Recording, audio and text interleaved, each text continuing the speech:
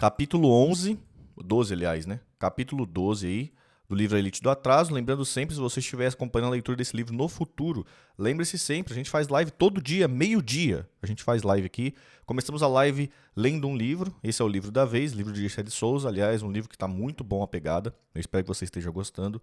Já chega no futuro aí, dando like, se inscrevendo no canal, deixando um comentário aí. Por que deixando um comentário? Quanto mais comentários vocês deixam no YouTube, mais o YouTube entende que a galera está engajando com esse conteúdo. E aí vai mostrando para mais pessoas e aí a gente vai conseguindo aumentar a nossa base de pessoas aí que acompanham o nosso trabalho, acompanham a nossa live e trocam uma ideia com a gente, tá bom? Se você quiser ajudar de uma outra forma também, a gente tem o Pix, o PicPay, a gente também tem aqui o Membros no canal, seja membro aí, membros vão ter alguns privilégios aí, inclusive ver a gravação do podcast, coisa do tipo, tô ainda armando direitinho. E se você estiver vendo pela Twitch, você também pode escorregar o seu Prime lá, o seu sub. Se você for Amazon Prime, Amazon Video assinante, você tem direito a uma vez por mês dar um sub para um produtor de conteúdo da Twitch, porque eles são da mesma plataforma, do mesmo criador. Então é só você vincular a sua conta da Amazon com a sua conta da Twitch, clicar lá em dar o sub aqui no meu canal, lá presentinho, dar o sub, aí você vai rolando lá para baixo e já dá esse sub aí. Não vai te custar mais nada, mas a Amazon vai repassar parte da sua mensalidade lá para produtor de conteúdo. Demorou então? Vamos lá. Capítulo 12. A classe média e suas frações. Qual a especificidade da classe média? Quais os modos mais adequados para lhe falar à mente e ao coração? Quais são seus medos específicos? Quais são seus desejos particulares? É a partir dessas questões que podemos conhecer o comportamento de qualquer classe social, assim como qualquer indivíduo também. Saber a sua renda, a forma como o liberalismo percebe ou não as classes sociais, não nos esclarece nenhuma dessas questões. O mais importante aqui é perceber como cada classe legitima sua vida e sua ação no mundo. Como a classe média é a classe intermediária entre a elite do dinheiro, de quem é uma espécie de capataz moderno, e as classes populares a quem explora, ela tem que se autolegitimar tanto para cima quanto para baixo. Uma estrutura de justificação da vida bifronte como o deus Juno da mitologia. Minha tese é que ela se justifica para cima com o moralismo e para baixo com o populismo. Não por acaso, precisamente as duas ideias centrais que a elite do dinheiro e seus intelectuais orgânicos construíram para tornar as classes médias cativas e manipuláveis simbolicamente pela elite. Nossos intelectuais e pensadores do patrimonialismo e do populismo legaram à mídia a linguagem e a semântica para que elas possam se dirigir ao seu público cativo. A classe média consumidora do capitalismo seletivo, fazendo de conta que defende seus interesses e os interesses da nação. A elite do dinheiro soube muito bem aproveitar as necessidades de justificação e de autojustificação dos setores médios. Comprou uma inteligência para formular uma teoria liberal moralista feita com precisão de alfaiate para as necessidades do público que queria arregimentar e controlar. Esse tipo de compra não se dá apenas nem principalmente com dinheiro. São os mecanismos de consagração de um autor e de uma ideia seguindo aparentemente todas as regras específicas do campo científico. Não basta construir a universidade mais importante e de mais prestígio, como a elite paulistana criou a USP e as teses do patrimonialismo e populismo. É necessário ter os jornais também nas mãos da elite para reverberar as teorias falsamente críticas para o público indefeso. É preciso ter as editoras de maior nome e influência e acesso aos financiamentos de pesquisa, aos prêmios, honrarias e mecanismos de consagração intelectual. Assim, é possível usar a posição de proprietárias dos meios de produção material para se apropriar dos meios simbólicos de produção e reprodução da sociedade. É aqui que entra o contexto que existe até hoje entre imprensa, universidades, editoras, premiações e honrarias e capital econômico. Como o dinheiro não pode aparecer comprando diretamente os valores que guiam a esfera da cultura, do conhecimento e da informação, essas esferas precisam construir mecanismos de consagração internos a ela, como se fossem infesos à autoridade do dinheiro e do poder. Se os ricos se legitimam pelo bom gosto supostamente inato para esconder sua origem monetária, o levante e levam uma vida exclusiva, apartada do restante da sociedade, a legitimação dos privilégios da classe média é distinta. Como seu privilégio é invisível pela reprodução da socialização familiar, que esconde seu trabalho prévio de formar vencedores, a classe média é a classe por excelência da meritocracia e da superioridade moral. Eles servem tanto para distingui-la e para justificar seus privilégios em relação aos pobres como também aos ricos. Os pobres são desprezados, enquanto os ricos são invejados pela classe média. Existe uma ambiguidade nesse sentido, em relação aos ricos, que vincula admiração e ressentimento. A suposta superioridade moral da classe média dá à sua clientela tudo aquilo que ela mais deseja: o sentimento de representarem o melhor da sociedade. Não só a classe que merece o que tem por esforço próprio, conforto que a falsa ideia da meritocracia propicia, mas também a classe que tem algo que ninguém tem, nem os ricos, que é a certeza da sua perfeição moral. Gente, isso aqui é muito real, né, velho? Caramba, lendo a descrição da classe média é muito real, velho. É a classe média paulista todinha, velho. Isso não significa dizer que o moralismo não tenha eco também nas outras classes. Em alguma medida, esse discurso nos toca a todos. Mas, na classe média, ele está em casa. Como a única corrupção que incomoda a classe média tradicional é a corrupção reservada aos poderosos, que controlam o poder político e econômico. Sua própria impotência social os preserva. Como, na imensa maioria dos casos, não possui os meios de se envolver nas grandes negociatas que envolvem milhões.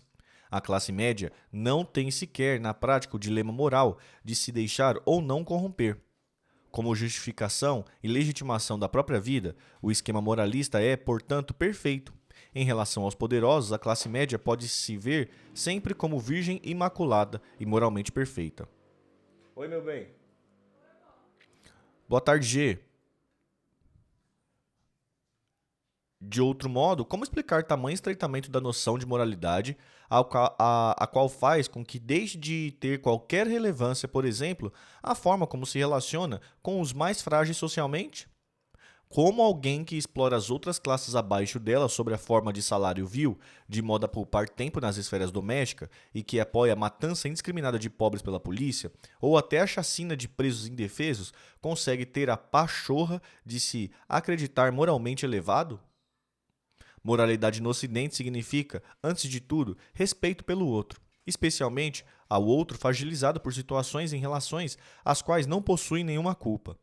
Daí que a indignação moral tão seletiva da classe média entre nós, com a corrupção dos poderosos, seja pouco mais que legitimação mesquinha de uma conduta cotidiana imoral sobre qualquer aspecto relevante.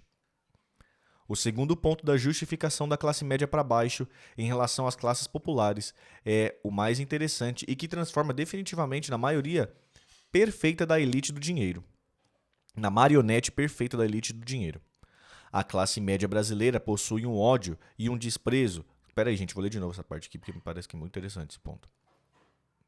O segundo ponto da justificação da classe média para baixo em relação às classes populares é o mais interessante e que a transforma definitivamente na marionete perfeita da elite do dinheiro.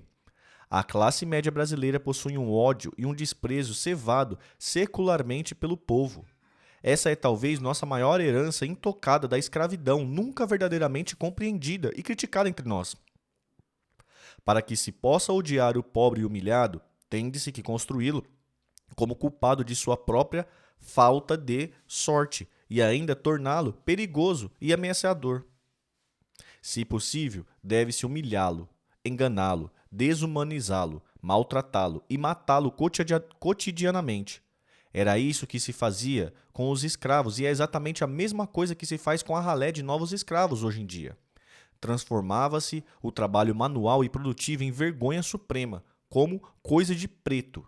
E depois se espantava que o negro não enfrentasse o trabalho produtivo com a mesma naturalidade que os imigrantes estrangeiros, para quem o trabalho era símbolo de dignidade. Dificultava-se de todas as formas a formação da família escrava, e nos espantamos com as famílias desestruturadas de nossos excluídos de hoje, mera continuidade de um ativismo perverso para desumanizar os escravos de ontem e de hoje. Os escravos foram sistematicamente enganados compravam a alforria nas minas e eram escravizados novamente e vendidos para outras regiões. Eram brutalizados, assassinados covardemente. A matança continua, também agora com os novos escravos de todas as cores. O Brasil tem mais assassinatos de pobre que qualquer outro país do mundo. São 60 mil pobres assassinados por ano no Brasil. Existe uma guerra de classes hoje declarada e aberta. Construir-se toda uma percepção negativa dos escravos e de seus descendentes como feios, fedorentos, incapazes, perigosos e preguiçosos. Isso tudo sob a forma irônica, povoando o cotidiano com ditos e piadas preconceituosas. E hoje muitos se comprazem em ver a profecia realizada. Cara, esse bagulho aqui é muito louco. Só um adendo aqui, gente. Vocês viram que o Bolsonaro hoje, ele assinou o bagulho dando anistia, né? Anistia é perdão, é indulto pros policiais que mataram lá, fizeram essa chacina do Carandiru, né? Vocês viram isso hoje? Aí tem uma mulher lá, né? Progressista não, de esquerda e tal, lá, né? Falando no Twitter e tal, que absurdo e tal, não sei o quê. Cara, e pior que ontem a gente tava vendo aqui a notícia que o Flávio Dino lá, né? Ministro do Lula, colocou lá como segundo na liderança lá, né? Um cara que apoiou a chacina também, né, velho? Tipo assim, a história dos negros, a história. A história da luta dos negros, assim, tá ligado, mano? É constantemente desrespeitado nesse país, tá ligado? A gente não vale nada, mano. A gente não vale nada, velho. Não vale nada, mano. Se um preto morre, não vale nada, mano. Não vale nada, tá ligado? A memória de um preto, a memória de uma família negra não vale nada, velho. É uma coisa que um lixo. Impressionante, cara. Impressionante mesmo. A concepção que um ser humano tem de si mesmo não depende da sua vontade e é formada pela forma como o indivíduo é percebido pelo seu meio social maior. É isso que significa dizer que somos produtos sociais. Nos tornamos, em grande medida, aquilo que a sociedade vê em nós. O Brasil não simplesmente abandonou os escravos e seus descendentes à miséria. Os brasileiros das classes superiores cevaram a miséria e a construíram ativamente. Construíram-se uma classe de humilhados para assim explorá-los por pouco e para construir uma distinção meritocrática covarde contra quem nunca teve igualdade do ponto de partida. Não se entende a miséria permanente e secular dos nossos excluídos sociais sem esse ativismo social e político covarde e perverso de nossas classes superiores. Salve, Bruno. Bom dia, mano. Tô bem, e você, velho? Em um contexto de democracia de massas, a dominação covarde precisava ser repaginada e modernizada. A teoria do populismo das massas serve a esse propósito. Qualquer tentativa, mesmo tímida, como a que tivemos recentemente, de mitigar esse sofrimento e essa condenação secular, tem de ser estigmatizada e condenada no nascedouro. Se existe alguma política a seu favor, só pode ser para manipular seu voto supostamente inconsciente. Quando se diz que a democracia entre nós sempre foi o mal-entendido, como afirmou Sérgio Buarque, o motivo não é o patrimonialismo que ele inventou. O mal-entendido é que classes sem valor não devem nem poder ter qualquer participação na política. Uma classe que não sabe votar, uma classe que nem deveria existir. Essa é a função da noção de populismo entre nós. Revestir de caráter científico o pior e mais covarde dos preconceitos. O moralismo estreito para inglês ver e o ódio secular às classes populares parece-me o mais brasileiro de todas as nossas singularidades sociais. Como os preconceitos são sociais e não individuais, como somos inclinados a pensar, todas as classes superiores do Brasil partiram desse preconceito. Ainda que, mais uma vez, ele esteja verdadeiramente em casa na classe média. Ainda que a classe média seja muito heterogênea, toda ela, sem exceção, inclusive o autor que aqui escreve, é portador em maior ou menor grau desse tipo de preconceito. De alguma maneira, nascemos com ele e o introjetamos e o incorporamos de modo seja inconsciente e pré-reflexivo, seja de modo refletido e consciente como ódio aberto.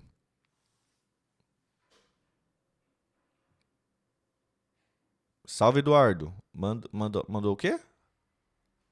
Salve, Bruno. Eu achei o Bruno tá na Twitch também, mano. Boa. Mais uma vez, as ideias, os valores, os preconceitos são todos sociais e não existe nada de individual neles. Mesmo quem critica os preconceitos os tem dentro de si, como qualquer outra pessoa criada do mesmo ambiente social.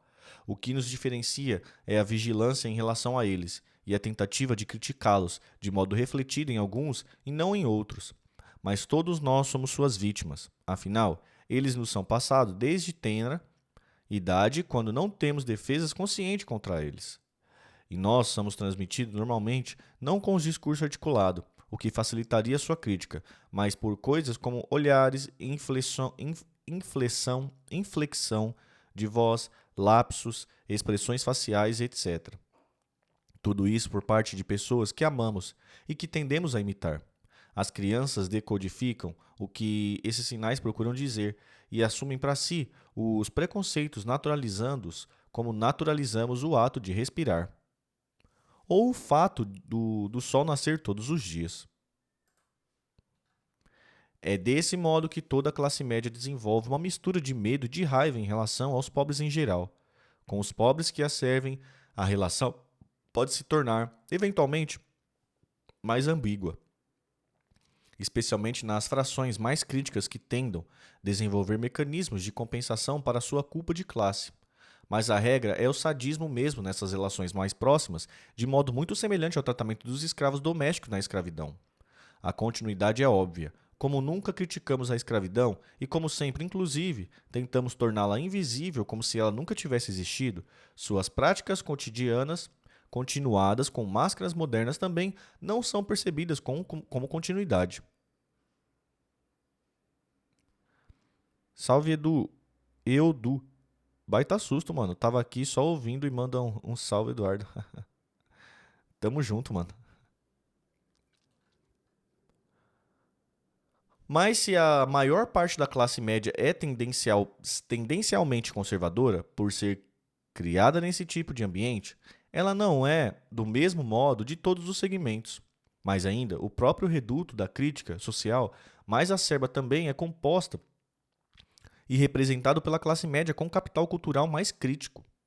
Em estudo que ainda estamos realizando, combinando material empírico produzido pela IPEA, em pesquisa que idealizei e coordenei pessoalmente, IPEA, em pesquisas que idealizei e coordenei pessoalmente, quando o presidente dessa entidade de pesquisa, acrescida de entrevistas que realizei por conta própria em várias grandes cidades brasileiras, podemos, como hipótese de trabalho, diferenciar 4 nichos ou frações de classe na classe média. As questões centrais que permitiram essa reconstrução foram precisamente a noção de moralidade, mais ou menos abrangente ou mais ou menos refletida, e a forma como se percebe as outras classes sociais. Essas duas questões ou variáveis nos dão uma ideia precisa de forma como os indivíduos entrevistados percebem a si mesmo e aos outros. Essas são as questões que nos dão acesso à moralidade específica de cada um e, portanto, ao que chamamos de visão do mundo política. A visão política de cada um, assim como a das frações de classe a que pertencemos, é precisamente resultado da forma como percebemos a nós mesmos e aos outros. O fator decisivo para a compreensão da heterogeneidade das visões políticas de classe média é o tipo de capital cultural diferencial que é apropriado seletivamente pelas respectivas frações, construído pela socialização familiar e escolar distintas. Como vimos, as classes sociais são construídas pela socialização familiar e escolar. É essa combinação, inclusive, que irá determinar sua renda mais tarde. São elas, portanto, que formam os indivíduos diferencialmente aparelhados para a competição social. A classe média é a classe por excelência do capital cultural legítimo e valorizado. Aquele tipo de capital cultural que junta um certo conhecimento que capacita essa classe à função de capataz moderno da elite como formas de sociabilidade, também aprendidas na família e na escola, que possibilitam sua utilização como privilégio e distinção. A complexidade e heterogeneidade da classe média é que a junção do conhecimento valorizado com habilidades sociais específicas, além de certo capital econômico de partida. Os 3 aspectos que a separam das classes populares possuem distinções importantes, ainda que no mesmo segmento privilegiado da classe média. Nenhum desses aspectos que mencionamos é consciente ou refletido para as pessoas. Nós os utilizamos o tempo todo na vida como meio de auferir sucesso no dia a dia, sem obrigatoriamente sabermos conscientemente o que estamos fazendo. Isso tem a ver com uma peculiaridade importante do capital cultural, que é o fato de ele se confundir com a própria pessoa. O capital cultural, ao contrário do capital econômico, precisa ser incorporado, ou seja, tornado corpo, reflexo automático, para produzir os seus efeitos.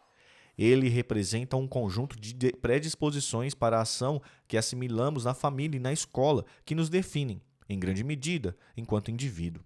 Geralmente, não temos distanciamento reflexivo em relação àquilo que o capital cultural que incorporamos faz de nós.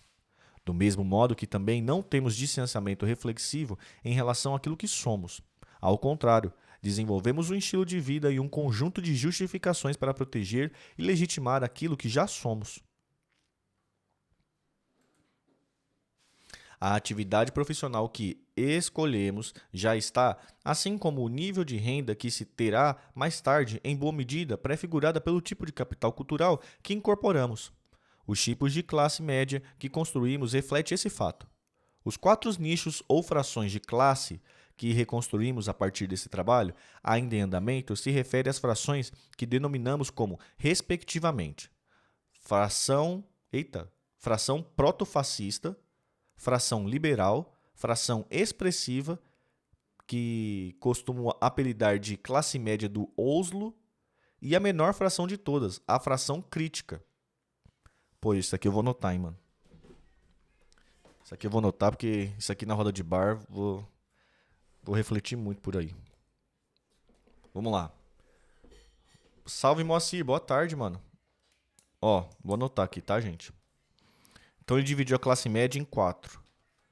Tá? Classe média. Segundo a teoria dele, né? Classe média. Tem a protofascista. Será que isso aqui é os patriotas? Ô, Bruno, muito obrigado aí, mano, pelo... Muito obrigado, Bruno, pelo Prime, mano. Muito obrigado por incentivar meu trabalho, mano. Seja muito bem-vindo aí, velho. Obrigado mesmo, viu, mano, pela moral. Obrigado pelo incentivo aí, velho. Pô, isso aí ajuda demais, viu, mano. Que página eu tô? Eu tô na página 100 agora, 100. Protofascista, vou anotar aqui, tá, gente? Protofascista. Segundo, fração liberal. Isso aqui é o MBL, né? Protofascista aos patriotas, liberal. Fração expressiva.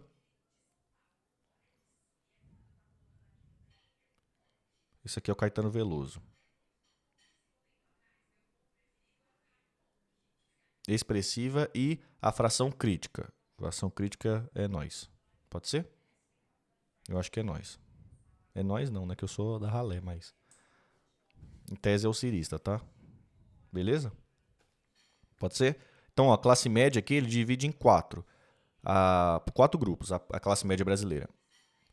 Protofascista, liberal, expressiva e crítica. Eu tô chutando, tá? O protofascista são os patriotas, que estão nas portas do quartéis. Os liberais são o MBL e sua turma. Beleza? A expressiva, eu acho que é o Caetano Veloso. Caetano Veloso e a lacrosfera. E a crítica, eu acho que são ciristas. E eu sou a ralé lá, né? Eu não tô nessa classe média, não.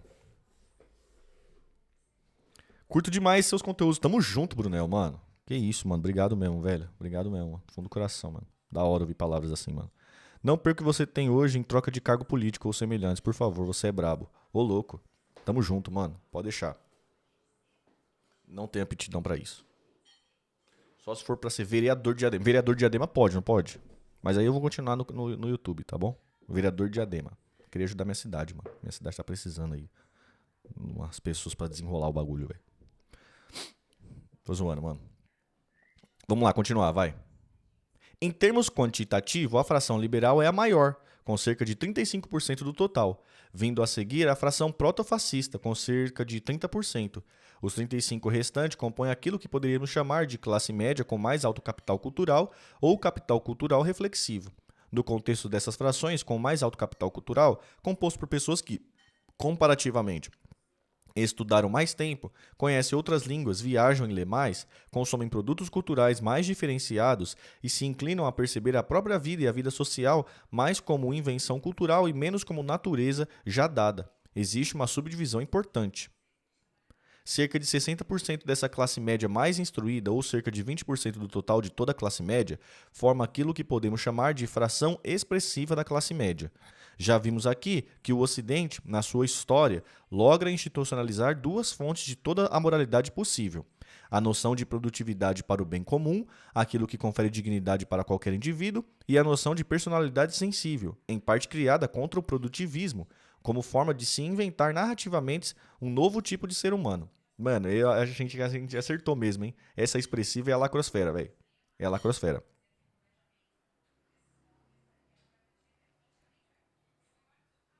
É, Já vimos também que o capitalismo aprendeu a lidar até com essa que foi a crítica mais radical à sua essência, tendo em vista que a crítica social também era produtivista. Foi o capitalismo financeiro que domou o conteúdo revolucionário do expressivismo e transformou as bandeiras da contracultura em estímulo à produção. Desde então, a criatividade passa a ser soluções ágeis para os dilemas corporativos e sensibilidades passa a ser a habilidade de gerir pessoas. Total, velho. Mais importante ainda, pode-se agora ser expressivista sem qualquer crítica social que envolva efetivação e distribuição da riqueza e do poder. Expressivismo, também em país de maioria pobre como o nosso, passa a ser a preservação das matas e o respeito às minorias identitárias e temas como sustentabilidade e responsabilidade social de empresas. O charme dessa posição é que ela tira onda de emancipadora, como na luta pelos direitos das minorias e pela preservação da natureza. Putz, mano, isso aqui é lacrosfera total, meu. Eu acertei, gente. Falei, acertei. Esses temas são, na verdade, realmente fundamentais. O engano reside na reversão das hierarquias em um país onde tantos levam uma vida miserável e indigna deste nome. A superação da miséria de tantos é a luta primeira e mais importante.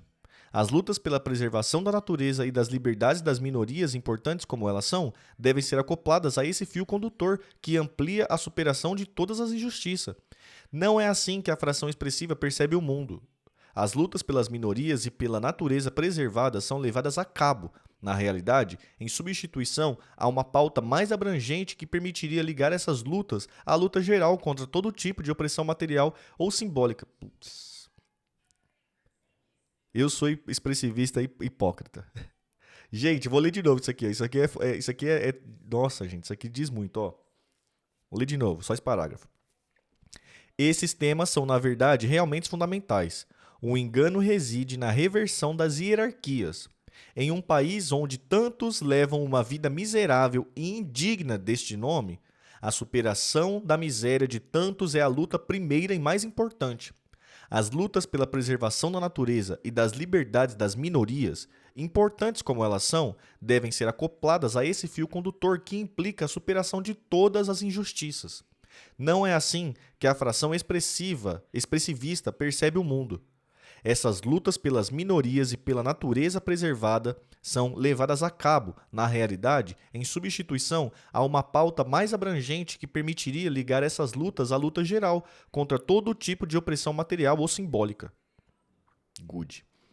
Tudo se dá como se esse pessoal bem intencionado morasse em Oslo e tivesse apenas relações com os seus amigos de Copenhague e Estocolmo, acreditando ao fim e ao cabo que mora na Escandinávia e não no Brasil. Para um sueco que efetivamente resolveu os problemas centrais da injustiça social e distribuição de riquezas, não é estranho que se decida a preservação de espécies raras e faça dessa a sua luta, sua dessa luta sua atuação política principal. Que um brasileiro faça o mesmo e se esqueça da sorte de tantos seres humanos tão perto dele é apenas compreensível se ele os torna invisível. Por conta disso, decide chamar essa fração de classe média, que tira a onda de moderna e emancipadora, de classe média de Oslo. Ela é fundamental para que possamos compreender o Brasil moderno. Putz, essa parte é muito boa, cara. Eu vou anotar aqui, essa aqui, ó. A expressivista é a classe média de Oslo. Esse expressivista, peraí.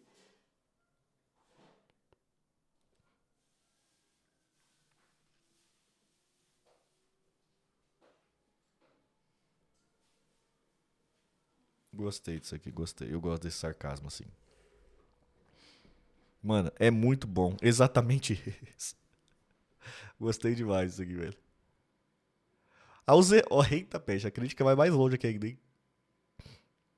Os eleitores da candidata Marina Silva são exemplos clássicos desse tipo de média.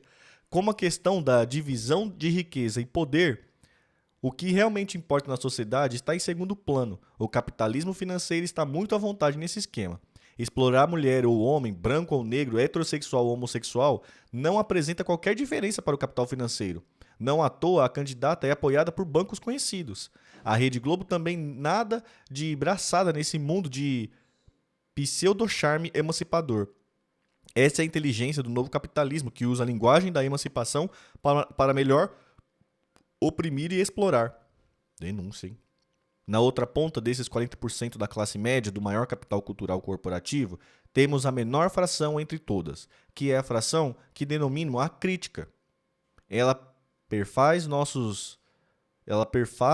nos nossos cálculos apenas 15% de toda a classe média, o que faz com que a denomine de crítica. Não é nenhuma tomada de posição política particular, mas sim uma atitude em relação ao mundo singular. O mundo social é percebido como construído, o que enseja também uma atitude mais ativa em relação a ele. Essa atitude básica se contrapõe à percepção do mundo como dado, como uma natureza sobre uma outra forma, em relação à qual é preciso se adaptar. A forma de adaptação mais comum é se sentir pertencendo às correntes dominantes de opinião. A pequena fração crítica tem que navegar em mares turvos, já que em luta constante contra a corrente dominante. Ela mostra a dificuldade de se chegar a formas de liberdade pessoal e social e de autonomina real no contexto de uma sociedade perversa e repressiva. Por conta disso, ela também é prenhe de contradições, como todas as outras frações. Quanto às frações dominantes, responsáveis por ampla maioria de 2/3, a análise das entrevistas me levou a separá-las em protofascistas e liberal. Essa é a classe média tradicional do conhecimento técnico, ou seja, daquele tipo de conhecimento que serve diretamente às necessidades do capital e à sua reprodução e de menor contribuição para a transformação da própria personalidade. Esta, inclusive, a própria personalidade, não é vista como um processo de descoberta e criação. O distanciamento em relação a si mesmo e o distanciamento reflexivo em relação à sociedade exigem pressupostos improváveis, daí que sejam raros, mesmo na classe média privilegiada. Para que se perceba a vida como invenção, é necessário saber conviver com a incerteza e a dúvida, duas das coisas que a personalidade tradicional e adaptiva mais odeia. A convivência com a dúvida é efetivamente arriscada e demanda enorme energia pessoal. O maior desafio aqui não é simplesmente cognitivo, mas de natureza emocional. Procura-se, para evitar a incerteza e o risco, a segurança das certezas compartilhadas. São elas que dão a sensação de tranquilidade e certeza da própria justeza e correção. Andar na corrente de opinião dominante com a maioria das outras pessoas confere a sensação de que o mundo social compartilhado é sua casa. Essas são as frações mais suscetíveis à imprensa e ao seu papel de articular e homogeneizar um discurso dominante para além das idiosincrasias individuais. O que a grande empresa da imprensa vende ao seu público cativo é a tranquilidade das certezas fáceis, o que torna o moralismo cínico da imprensa, que nunca tematiza seu próprio papel nos esquemas de corrupção, o arranjo de manipulação política perfeito para esses estratos sociais. É esse compartilhamento afetivo e emocional, já advindo da força da socialização familiar anterior, que faz com que essas pessoas procurem o tipo de capital cultural mais afirmativo da ordem social. Nele, o capataz da elite, que ajuda a reproduzir a realidade cotidiana, todos os privilégios que estão ganhando, está em casa. Se essas são as frações da classe média cujas cabeças são feitas pelas mídias tradicionais e dominantes, o processo não é unilateral. A mídia não cria para eles uma interpretação do mundo do nada.